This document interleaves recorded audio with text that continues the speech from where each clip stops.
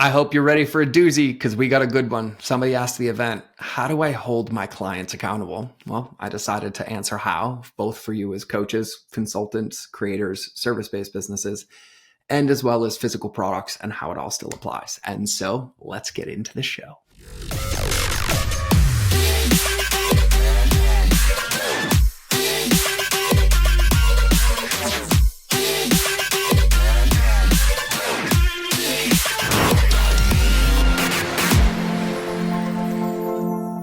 All right, everybody, welcome back to another episode of the Mind of George Show. And we're going to get straight into the meat. And this one is a question. So ready for all my course creators, coaches, consultants? This one's for you. And I'm also going to answer it for people with product-based businesses as well, because there's only really two solutions. And so the question that got asked was asked at the event, and we actually unpacked this for like an hour, and it was massively beneficial for everybody. But the question is, how do I hold my clients accountable? Right? How do I hold my clients accountable? Well, one of the most important things to remember when it comes to customer journey, the way that I remember this is that we have to design a customer journey that gives our customers the best chance of success and also eliminates their ability to blame us, which means when we clearly articulate communication and expectations and what's next, it sets a solid framework and foundation for a relationship to take place, right? But what I mean by that is that, a lot of companies, coaches, clients, consultants, including physical product companies, lose because people buy their products and services and don't use them. But rather than using them and getting results, they don't, but they end up collecting evidence, and all they can say is this doesn't work. And the crazy part is, and I'm going to say this very, very boldly, is that when I talk about customer journey, when I'm like, oh, you build relationships, underneath that word relationships is revenue, right? When I talk about customer journey and don't add any more children until you feed the ones that you have, is if any of those ecosystems or those offers or those paths of yours, your products, your coaching programs already have those things happening, and then you add more, it actually just breaks everything on the back. And customer journey is, like I tell people this, the 5 steps I'm about to share with you, they're literally like required communication principles in any relationship and any leadership. If you were to ever hire a coach or a personal trainer, they would hit these 5 steps with you every single time before you started a workout. They're really where we get to communicate and lay out the path that people are going to follow. But that's actually what sets the container or the frame for the relationship. It lays out the path for them to follow. And so when I talk about this, when I share this, it's like, number one is like, I can't hold my clients accountable. I can't hold you accountable. I can't fly through the laptop, come to the other side of your computer, sit there on your screen, watch you type, force you type. That's not there. I can't handle that. I can't fix that. But what I can do is I can have a customer journey and hit these 5 steps that lay out communication, that lay out expectations, that lay out the path, which is what we're doing in the first place, right? And so the answer to the question is that you hit these 5 steps, ensuring that you don't make mistakes in the process. And so when we think about that, it's like, well, when you get a client, when you start coaching, when you start consulting, every relationship is a little bit different, but we still have to have outcomes and containers, right? We need to know how we communicate. What I love about the 5 steps is it almost forces you to think about what that might feel like and look like so you can create those containers, right? So number one, I'm going to hit the 5 steps for you really, really quickly, but I'm going to talk about why this matters so much. I truly believe, and I've seen this through experience, that most of the time where people think that they have to hold their customers accountable, it's that there's been a missing customer journey and there was a lack of clear communication guidelines or expectations or things along those lines. And so when that empty space is left open, when somebody gives you an inch, they'll take a mile, they will fill that space, come into that space, but also without handling customer journey and clearly communicating and managing boundaries and expectations. When that happens without those communications, it doesn't give us a neutral ground to be like, hey, that's out of my support, or hey, can you send me a message here, or hey, we talked about this. And so then it allows all this personal back and forth to get in the way, and it gets noisy, we get resentful, we get upset, we feel overwhelmed, but really it boils down to communication. And when it comes down to leadership, when you're in the position of leadership, it's our job to over communicate. It's our job to lay out the path. It's our job to lay out the expectations, right? So it doesn't matter where you are in your business, whether you have a coaching-based business, a service-based business, you have to figure out what communication works the best for you. I know for me personally, when I do coaching with my one-on-one clients, I love it when we communicate asynchronously via Voxer or via text, and we have rules and strategies of like, hey, when you send me a message, please include this. And so all of those are established at the start of the relationship, right? We talk about them the moment they become a yes, but I hit these 5 steps. And so what are the 5 steps? Step number 1, acknowledge. Step number 2, prepare. Step number 3, project. Step number 4, pre-handle.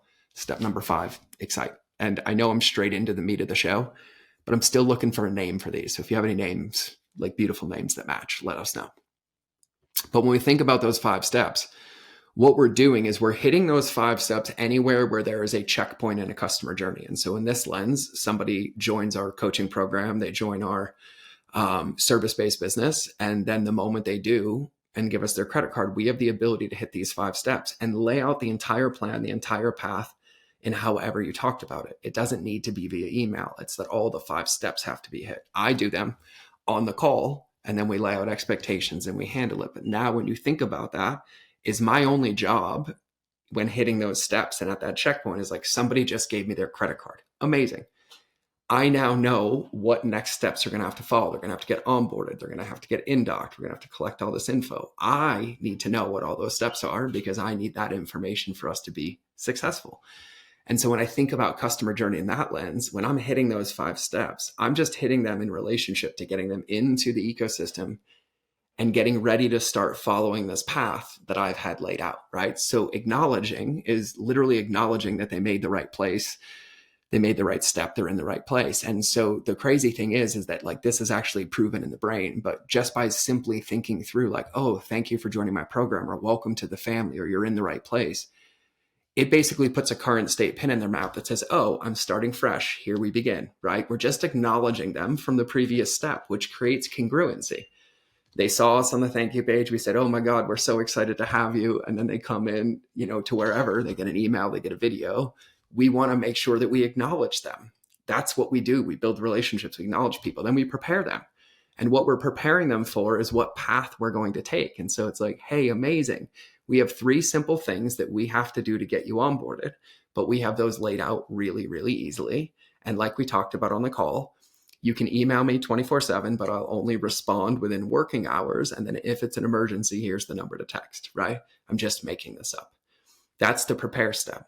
And then the project step is painting the picture for where they're going to go, like in that next evolution. Like, hey, now that you're prepared, the reason I'm preparing you is because when we have all this and we put these into pieces, we're going to get closer or start working towards thing A, thing B, you're coaching, you're scaling your business, right?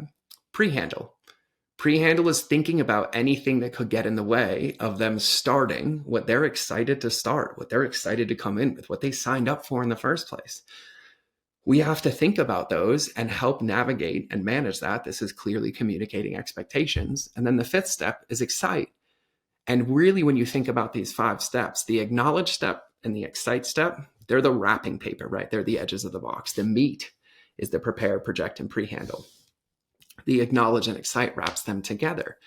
But when you have a coaching client and you've never talked about communications or laid them out, but let's just imagine you do what I do and you do one-on-one coaching and you help people scale their business, and you have a client come in and join, and I'm on a call and I'm like, oh my God, Mike, it would be so incredible to be your coach. And he's like, yes, I'm in. I'm like, amazing. Well, I don't really believe in emails and customer journeys for private clients, but I just wanted to talk about a few things real quick. So like number 1, I just want to acknowledge you for saying yes. We'll handle the invoice in a minute, but here's what's going to happen. I'm going to collect the invoice, and then we're going to schedule a call in like 7 days from now. And in the meantime, we're going to be texting back and forth as I collect some information. But once we have that all collected, we're just going to schedule a day to bump on Zoom, make a plan, current state everything, and then we'll make a strategy plan based on the current state. So shoot me a text if you need anything. I just wanted to hit those. Everything good? Yep, totally fine. I still hit those 5 steps. I acknowledged him. I prepared him for what was next. I projected to why we were doing it and where we were going to go. I pre-handled what got in the way by saying like, hey, we're going step by step. We're just collecting. You can text me here, boom, boom, boom. And I'm like, hey, and now that we're doing all that, let's go collect, boom, boom, boom, right? we lay out the communication, we lay out the expectations. But the thing about containers is they are not solid. They're not rigid. They don't stay forever. Relationships aren't rigid. Like, we have to constantly adjust our containers based on our outputs, based on the goals that we're achieving, the outcomes we're trying to achieve, and most importantly, what feels the most in alignment for you. And I know for me, and I tell my clients this all the time, when somebody sends me an audio message, if it's longer than like 90 seconds, my brain actually struggles to remember it, to respond to it. And so I ask my clients, I'm like, hey, if it's over 90 seconds, could you do me a favor and text it to me? Because then I can read it all at once and respond, and they all love it. But that's something that doesn't work for everybody. But that's something that, when you think about the principles of hitting customer journey and of managing that conversation and managing that relationship, because that's what you're doing. When somebody gives you their email, when somebody gives you their credit card, you are literally managing that relationship as the leader who said, I know how to get you there and I can get you there. And so these 5 steps are you literally being like, hey, now that you're in, I've got you. I'm the leader. Good job. Here's where we're going. Here's what to get ready. Here's what it's going to look like. Here's what could get in the way. Okay, now you're ready. Go. And then when we think about these 5 steps, I apply these 5 steps at every single inflection point, every conversation, every meeting, everything that we do, but it's the same way. So the answer to the question is, how do I hold my clients accountable? Well, you can't, but you can lay out the path, the plan, and communicate it clearly. So if they don't follow it, instead of blaming you, they raise their hand and ask for help, because you didn't make them bad and wrong. You had a neutral thing that allowed you to realize, or them to realize, what's not working and make adjustments. We lose the game when we leave it empty. And I've recommended these books a ton. You've read them or you've not, but Contagious and The Catalyst. But when we leave that empty, and when we take somebody in our journey, understanding that it's an emotional based journey, whether it's an email or credit card, because that's what's required for somebody to feel safe. And then we don't hit these 5 steps. It's the one reason that most people are convinced they're struggling, and it has nothing to do with their offer. It's they're not managing the relationship to manage the results that they promised the person. Because if that person could already achieve those results, or the person that could, they would have them already. And so we need to support them and be like, hey, you get to do this different. Here's what it looks like. Acknowledge, prepare, project, pre-handle, excite. Now, I'm also going to say this very publicly, because I'm going to add this to the podcast right now, because I need to talk about customer journey real quickly. I talk about it a lot in like relationships and love and support and caring. And it's all of those things, because those are the words that really, really matter. But if I was to translate it to what most people feel right now, is they feel a lack of conversions. Follow-up is horrible. People are not responding to emails. They're not showing up for calls. They're coming in and not getting results. They're leaving. And so what I try to tell people is, I just don't like talking about all the silly, sexy, stupid marketing words. But I'm telling you this right now. Just having a series of steps is not the solution. Just hitting these 5 steps and being like, oh, I checked the box, doesn't solve the problem. You actually have to think about and feel through that journey. But when it comes to customer journey, these 5 steps, this is 1%. This is the required foundation for you to even have a chance of success. Now, 3 years ago, didn't matter. Now, where everybody's filters are up, communication's up, safety is number 1, people crave relationships, you have to. But just because you hit the 5 steps doesn't solve the rest of the game. There's no set it and forget it relationship, but it installs a foundation that you can make adjustments to over and over and over and over and over again. And at the end of the day, our job is not to sell a product or service. Our job is to get results for the people who we promised it to. Not what they look like, just closer towards them. And these 5 steps allow us to do it. So to answer the question is, how do I hold my clients accountable? You can't, but you can develop a plan or a path and clearly communicate what it will look like, so that if they hit one of those bumps or they don't do it, because we've acknowledged it and talked about it, like in the pre-handle step, or what it might look like, or you might be overwhelmed, instead of it being evidence that creates more reactance for them not to lean in, it doesn't. It neutralizes it, and it allows them to ask for help or reach out for support. But it also gives you a neutral tool to utilize for your clients, because you're communicating, you're laying it out clearly. And so this is where the game is won. And when it comes to physical products, it's the same way.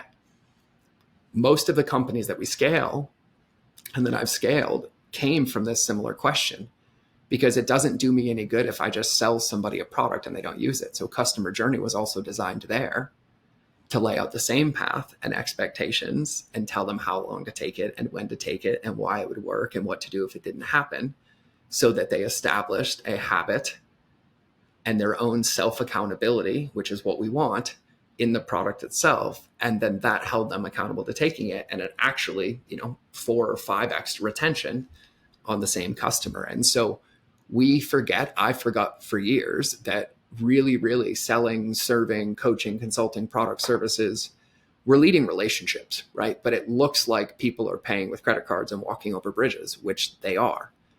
But the job is when they get over to the other side is to help them navigate that road and get to the destination. And so that's what I got today. And I want to keep this at 15 minutes. And so I'm going to wrap. I'm in the home office. You're going to get used to this. Backgrounds are going to be changing. But I just want to drop in today and answer this question. So I want to say I love you. I appreciate you. And I am so stoked. And by the way, if you are on the Alliance, thank you. We're getting ready to rock on in February. And right now it is going bananas with almost 100 people celebrating wins, working on progress, all that stuff. So if you have not joined the Alliance, I'm just going to say this now. Shoot me a message. I would love to have you. The first part, and it's all self-directed. Like, you get to come in, you get to have the models made for you, right? You get to make your quadrants, which is your focus of your actual workout on how to be better with your mindset, your body, your being, and your business. You get your self-diagnosed tool with your SOS. You get your wedge to focus on your inputs and your outcomes. And then when you have those base models, we made a fast track to clarity. And so you can come in, you can take a day, you can take a week, you can take a month, but it's the actual exercise we put every single one of our 6 and 7 figure clients through to reverse engineer their year, from designing their perfect calendar to plugging in the pieces to auditing their time, filling a Queen Bee role. And they're all broken down into 6 or 8 minute chunks for you to go through. And so the game is yours. The path is yours. The pace is yours. But here's what I'll say. This game, the game of customer journey, is not a one and done. It's not a set it and forget it, just like every other relationship in the world. They're going to change. They're going to audit. You get to hit these 5 principles every single time, but a customer journey is not what it looks like. It's the outcome it achieves. It's not 30 emails. It's not 17 emails. It's not, oh, I checked the boxes and recorded the videos. It's I really thought through this process of what it would be like on the receiving end. And this feels like the best way, the most honored way, the most connected way to do it. And that's where you win the game. And so the more that you practice this, the more that you play this, the more that you win this, because that's where the muscle gets stronger. And so if you would love to join the Alliance, shoot us a DM on Instagram. I would love to have you. The new sales page will be up soon. And I'm just going to cut to the chase. It is literally $100 a month for everything I used to have in the masterminds. And I am loving it. The 2 calls a month, the drops, the everything. I am addicted to it. And I have a selfish goal. And I'm saying it on the podcast that I'm going to start doing events for free for my Alliance members. And so I'm getting really, really, really, really, really excited to be working towards that goal. And so it's coming into fruition, it's coming into clarity, and we're all winning. And so I would love to have you. And so that's where I'm going to wrap today's show.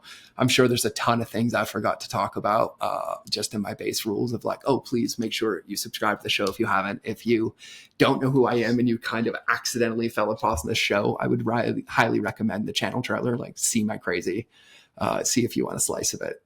And most importantly, remember that relationships beat algorithms. And so before I end today's show, I just feel called to take a very deep breath with you. So I'm going to do that right now. If you're driving, don't close your eyes, but I invite you right now to just get ready to take in a giant breath, like an 8-second inhale, and begin. And let it out with a sigh. It's good to breathe with you. It's good to be here with you. Remember that relationships will always beat algorithms. I'll see you in the next episode. I'll see you in the Alliance. Go apply this customer journey now, because it only works if you work it.